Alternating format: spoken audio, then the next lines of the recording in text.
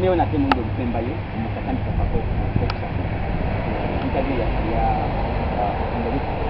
n'entebe wayo kona leo obadde mu ntebe emyaka 36 tulina ebifo bingi nnyo naddala kiriko kya meya squad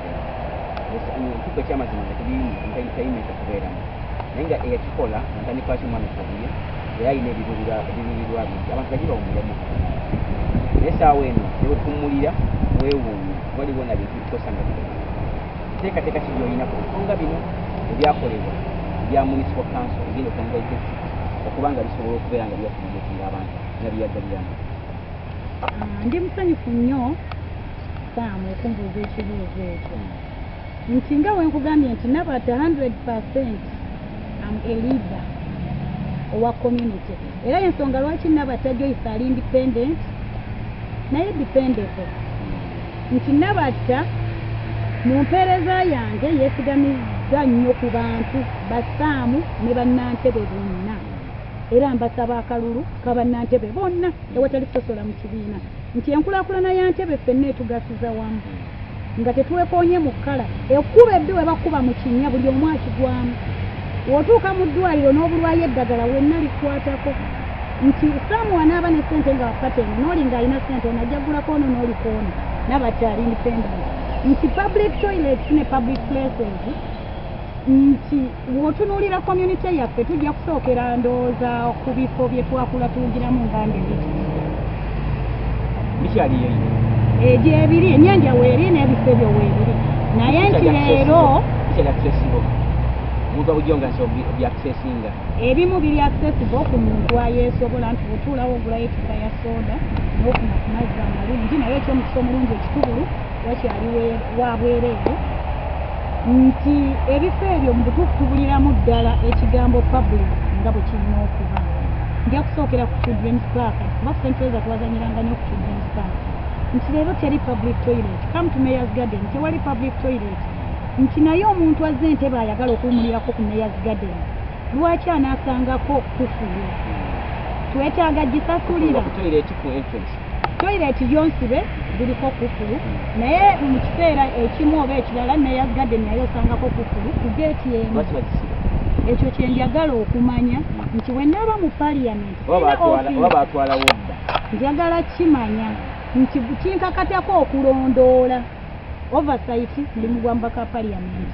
nti ntegeeza authority evunaanyizibwa ku Mayor's Garden ne public toilet nti tubyetaaga wekibanga kiva ku central government hierarchy akimanye nti bannantebe tulina ennyonta ya public places okuzikozesa kwoyo omuntu atasobola kusasulira kifo kiri children's park ebeere renovated nti omwana atasobola kusasula ssente ku ggogolo ekitala atasobola kusasula ssente za kuyingira mu my god zoom anditulese abaana ne baba babwereere nti asobola okufuna omukisa ogukozesa facility eya children's park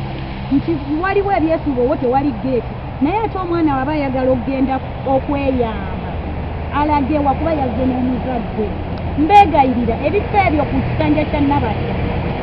basuubiza nti bijja kuddamu bikole kuba Nabata 100% muntu wa bulijjo akkiriza nti omuntu ayagala azanyireko ku children's park ate agende yeeyambise ekifo ekyo nga tasasudde kuba olw'okuba nti talina ssente zinaasasula eri tekirina mujjako nkizo yensonga lwaki Nabata ku manifesto ye yeesigamizza nnyo okuba n'entebe eyawamu equal benefit equality economically and equal service delivery tetusosola mawanga tetusosola mukaa tetusosola mu bitiibwa mu bugagga ne mu bwavu ffenna ekyo kye tulina okufuna ffenna wamu tukifune mu bwenkanya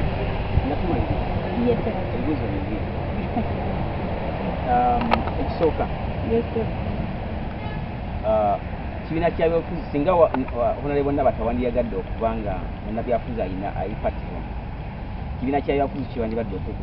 kyandiyagadde okuba nakyo okuba memba waakyo mukama wange ekibuuzo ekyo nja kugamba nti buli kibiina kya byabufuzi kirungi byonna birungi kuba wobitunuulira ebibiina ebyo ebyobufuzi biriwo ku lw'abantu lwaki zino ekimu ku ebyo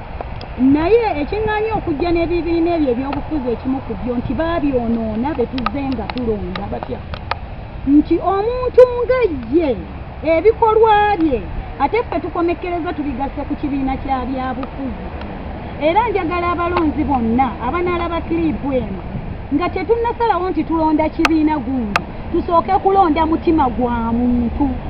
Tetulonda bigambo birungi biva ku muntu, tulonde omutima gw'oyo omuntu alumirirwa omuntu owa bulijjo era ategeera omuntu, nga nkakasa nti mu Ntebe municipality ndimu omu n'abatannamuli Joyce. Era ensonga lwaki siina kibiina, tinjagala kulaga abantu nti omuntu okuba omukulembeze toyina kuba na maanyi ga kibiina,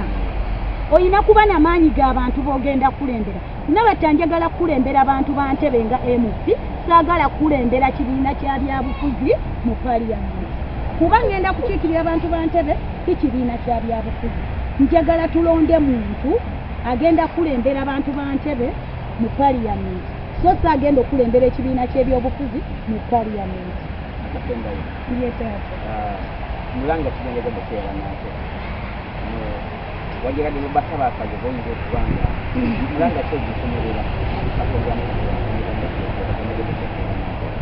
omulanga gwenjagala okubira bannantebe mwenna, bamaama bataata, ba obbi ne ba obbi, ab'emikwano n'abooluganda,